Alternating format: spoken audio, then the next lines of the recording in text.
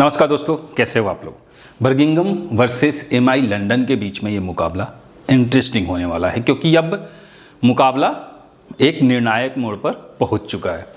क्या होगा, कैसे होगा, हर एक कहानी को, हर एक पॉसिबिलिटीज़ को हम लोग देखेंगे।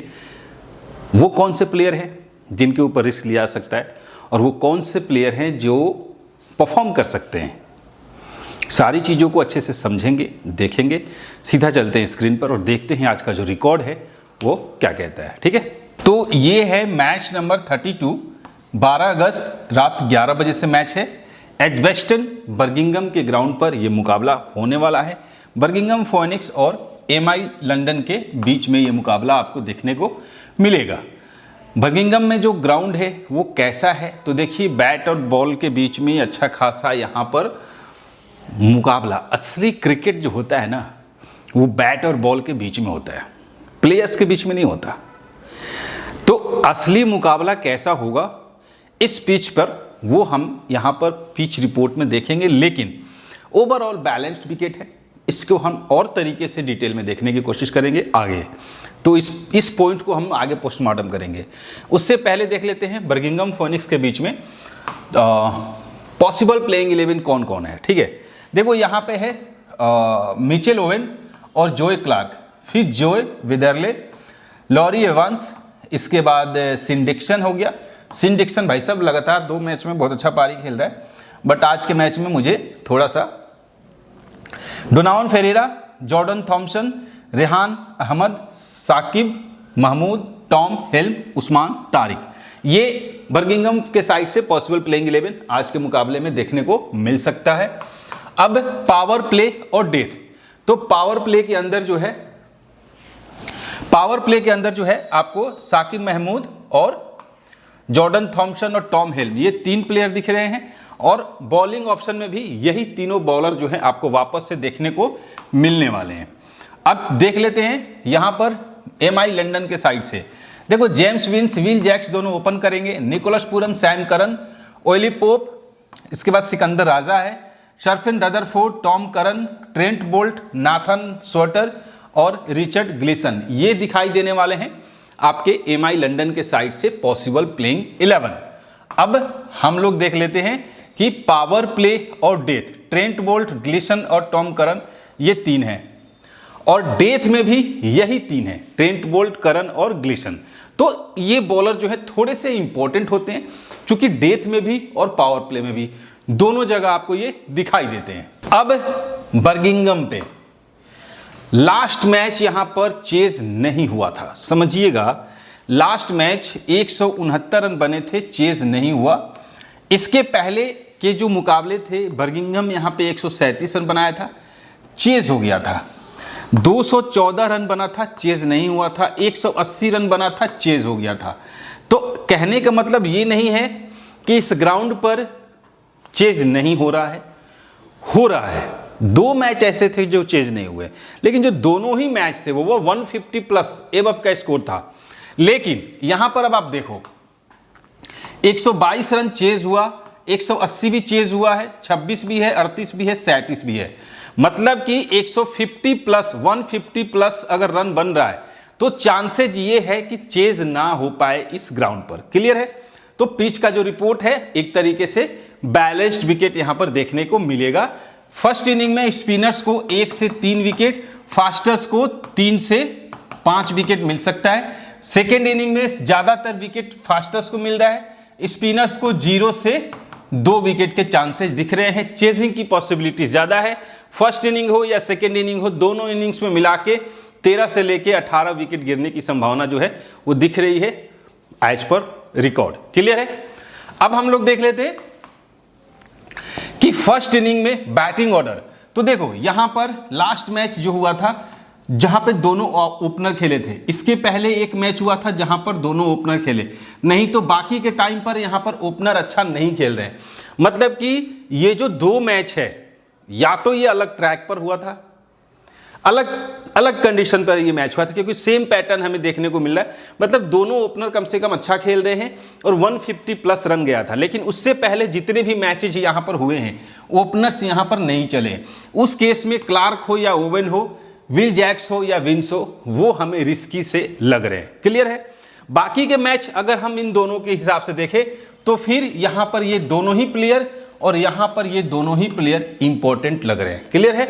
इनफैक्ट किसी भी कंडीशन में 3 नंबर का खिलाड़ी, हालांकि पिछले 7 मुकाबले में 4 बार यहां पर अच्छा खेला है, तो वेदरले या फिर पूरन, मुझे लगता है वेदरले का भी कुछ खास रिकॉर्ड दिख नहीं रहा, बट पूरन थोड़ा सा परफॉर्मेंस आ सकता है। क्लियर है? तो ये फर्स्ट इनिंग का जो रिकॉर्ड है वो आपके सामने दिखाई दे रहा है। अब हम लोग देख लेते हैं सेकेंड इनिंग। सेकेंड इनिंग में क्या हो रहा है तो वो थोड़ा सा देख लीजिए कि यहां पर लास्ट के जो 3 मुकाबले हैं जहां पर दोनों ही ओपनर अच्छा खेला, यहां पर भी ओपनर अच्छा खेला, मतलब साफ है कि यहां पर या तो दोनों ओपनर अच्छा खेलेंगे सेकेंड इनिंग में या फिर एक अच्छा खेलेगा, लेकिन खेल रहा है। बट सेकेंड इनिंग में मुझे लगता है कि यहां पर 3 और 4 नंबर में से कम एक या फिर ये दोनों ही प्लेयर, टॉप 4 प्लेयर यहां पर इंपॉर्टेंट है सेकेंड इनिंग में। दोनों ओपनर में से कोई एक, 3 और 4 या फिर 3 और 4, मतलब अलग अलग 3 और 4। ठीक है? तो ये हमें कंडीशन यहां पर टॉप 4 तक के प्लेयर्स का लिस्ट हमें देखने को मिल रहा है कि परफॉर्मेंस अच्छा आ रहा है सेकेंड इनिंग में। क्लियर है? फर्स्ट इनिंग में भी देख लिया, सेकेंड इनिंग में भी देख लिया। अब हम लोग थोड़ा सा बॉलर्स को देख लेते हैं।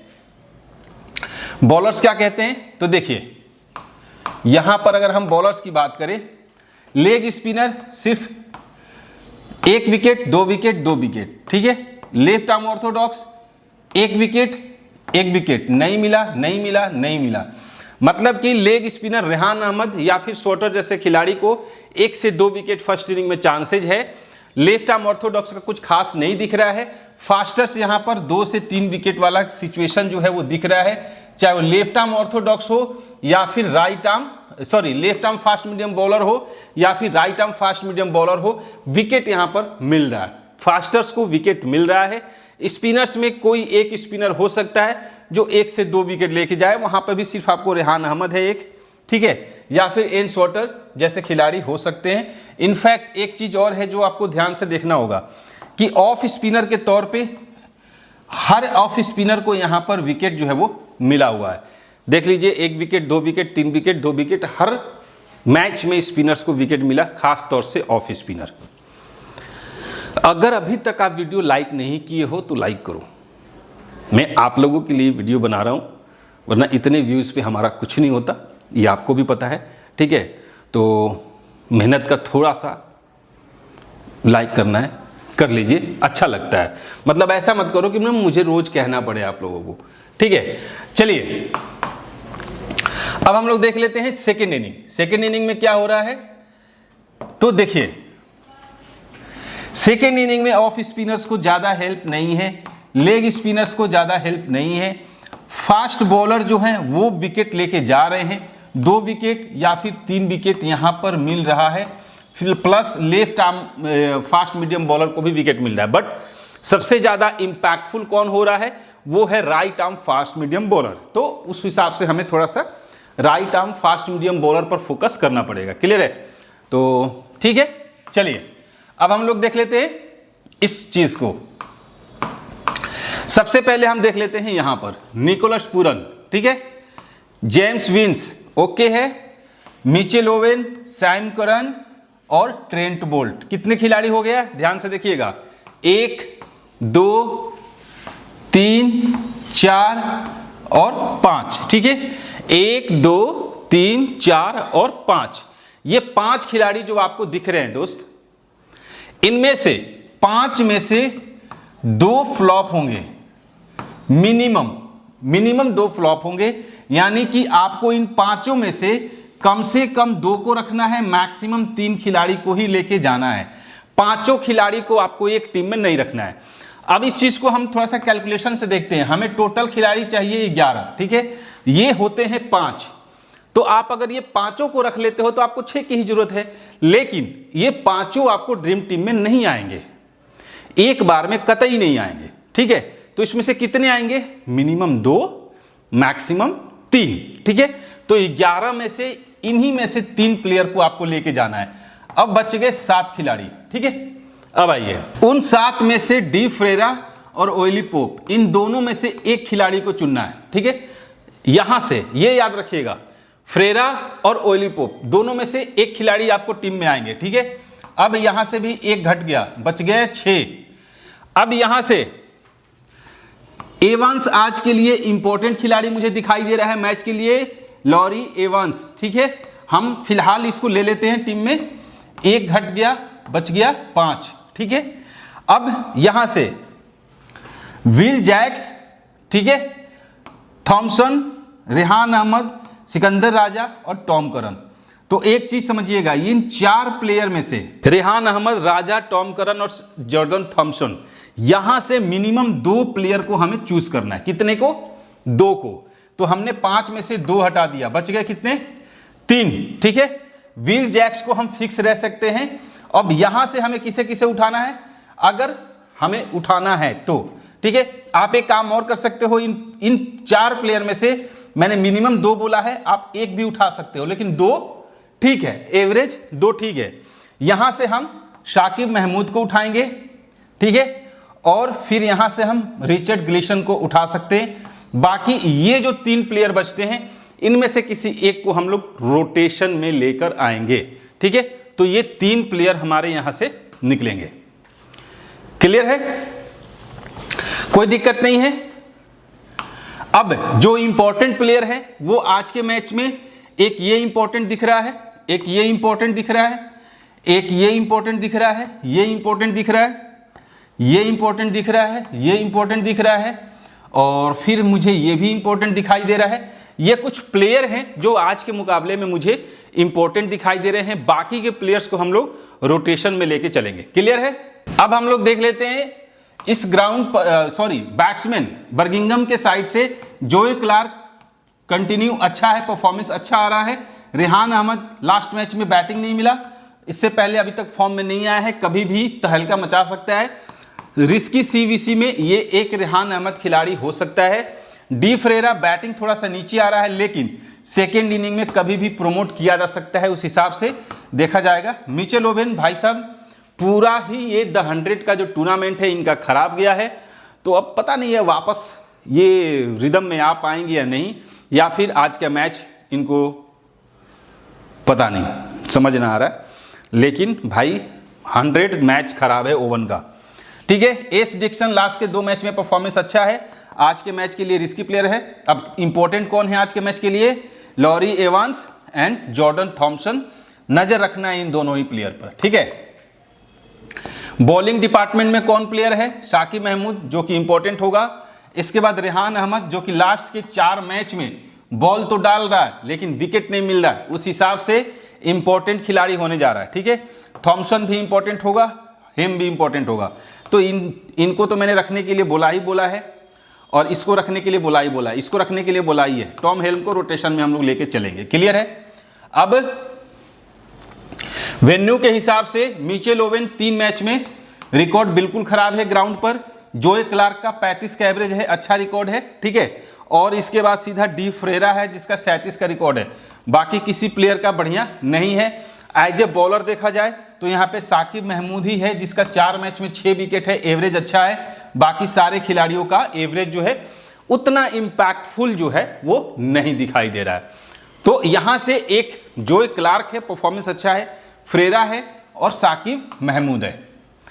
अगर हेड टू हेड की पर्पज से देखा जाए तो मिचेल ओवेन खेला नहीं है, जोए क्लार्क 2 मैच में सिर्फ 1 ही रन बनाया है।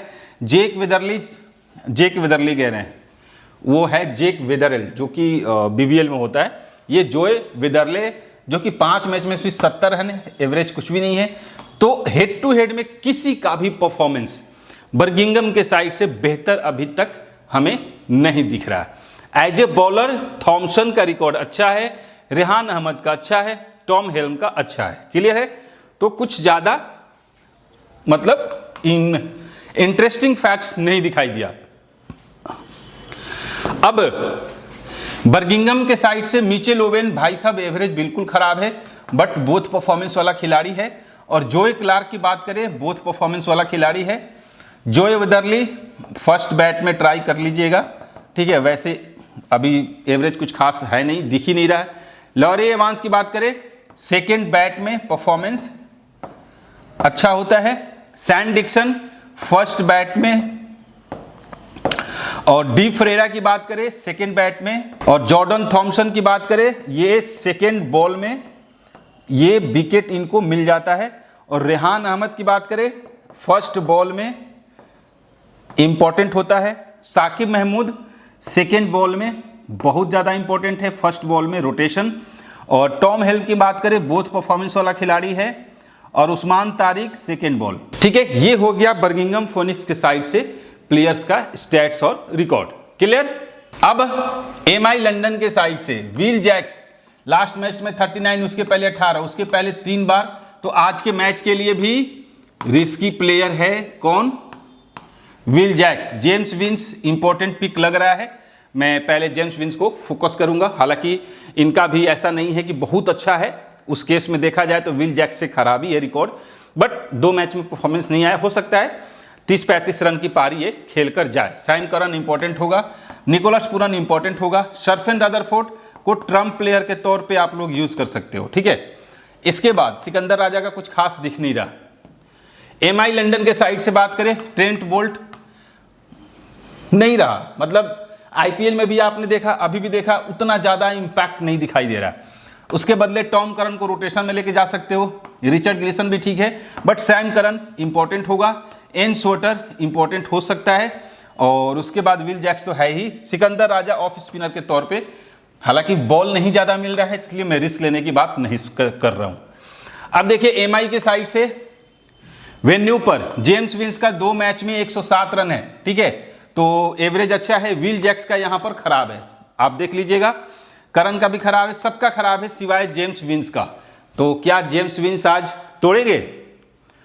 जेम्स विंस का टोटल पॉइंट्स कितना हो सकता है आज के मैच में? कमेंट करके बताइएगा पिन कमेंट में। ठीक है, लिंक दिया हुआ है, टेलीग्राम से भी जुड़ जाइएगा, बाकी का डिटेल हम टेलीग्राम पे बता देंगे। बाकी जेम्स विंस कितना पॉइंट्स देगा एक बार कमेंट जरूर कीजिएगा। नाथन स्वेटर 2 मैच में 2 विकेट है। ट्रेंट बोल्ट का 4 मैच में 4 विकेट है। टॉम करन का 2 में 1 है, मतलब उतना इंपैक्टफुल किसी का नहीं दिख रहा।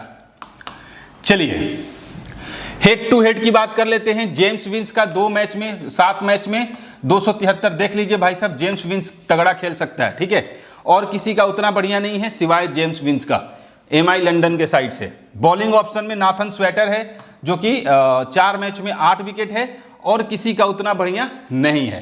क्लियर है। अब देख लेते हैं यहां पर कि इनिंग वाइज जेम्स विंस दोनों इनिंग्स में परफॉर्मेंस अच्छा है। फर्स्ट इनिंग में थोड़ा सा और अच्छा है, सेकेंड इनिंग में अच्छा है। विल जैक्स का भी फर्स्ट बैट में मुकाबला अगर देखा जाए तो ठीक रहता है। निकोलस पूरन सेकेंड बैट में परफॉर्मेंस अच्छा आता है। और सैम करन की बात कर लेते हैं, ये तो बोथ परफॉर्मेंस वाला खिलाड़ी है। ऑयली पोप की बात करें फर्स्ट बैट में मुकाबला अच्छा होता है। और सिकंदर राजा की बात करें तो ये फर्स्ट बॉल में और सेकेंड बैट में परफॉर्मेंस अच्छा होता है। शर्फेन रदरफोर्ड सेकेंड बैट में। टॉम करन की बात कर लेते हैं फर्स्ट बॉल में। और ट्रेंट बोल्ट की बात कर लेते हैं फर्स्ट बॉल में। नाथन स्वेटर बोथ परफॉर्मेंस वाला खिलाड़ी है। और रिचर्ड ग्लिसन जो है ये भी बोथ परफॉर्मेंस वाले खिलाड़ी हैं। ठीक है, तो ये हो गया आपके इनिंग वाइज परफॉर्मेंस प्लेयर्स के एमआई लंदन के साइड से। एक फाइनल टीम मैं फिलहाल बनाया हूं यहां पे, जहां पे निकोलस पूरन को रखा, डोनावन फेरेरा को रखा और आपके जोए क्लार्क को रखा है। ठीक है, अब क्लार्क को मैंने रख लिया यहां पे, तो मैंने बैटिंग सेक्शन से सिर्फ एवांस को रखा है। अब रोटेशन कहां होगा? विल जैक्स को रखा। विल जैक्स के बदले किसको रखना है? जेम्स विंस को। ठीक है, रिकॉर्ड अच्छा है, हर चीज अच्छा है। इसके बाद सैम करन को वाइस कैप्टन में रखा है, रेहान अहमद को कैप्टन में। आप चाहो तो डी फरेरा को भी वाइस कैप्टन बना लो। ठीक है, या फिर आप चाहो तो किसी और ऑलराउंडर के साथ भी जा सकते हो, बट रेहान अहमद को अगर ये लोग पहले आज प्रमोट कर देते हैं तो भाई तगड़ा हो सकता है। देखते हैं रिकॉर्ड, हालांकि हमें रोटेशन जरूरी है। ठीक है, साकिब महमूद, रिचर्ड ग्लिसन, एन सोटर और टॉम हेल्म, ये वो खिलाड़ी हैं जिनकी आज परफॉर्मेंस आना चाहिए। विल जैक्स के बदले आपको बता दिया, मतलब मुझे लगता है कि कल से 2 टीम बनाना पड़ेगा नहीं रोटेशन के लिए। चलिए वो भी मैं कर दूंगा। तो इस हिसाब से ये टीम है। बाकी के जो कॉम्बिनेशन है वो कॉम्बिनेशन आपको मैं टेलीग्राम पर बनाकर भेज दूंगा, तो अगर चीज़ें पसंद आई तो लाइक कीजिए, सब्सक्राइब कीजिए। मिलते हैं नेक्स्ट वीडियो में, तब तक के लिए जय हिंद।